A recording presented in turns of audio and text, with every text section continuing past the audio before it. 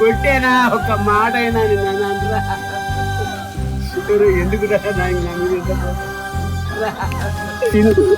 నువ్వే నా జీవితం వరకు నాకు జీవితాన్ని ఇచ్చే జాబర్ రిజైన్ చేసి వచ్చేసాను.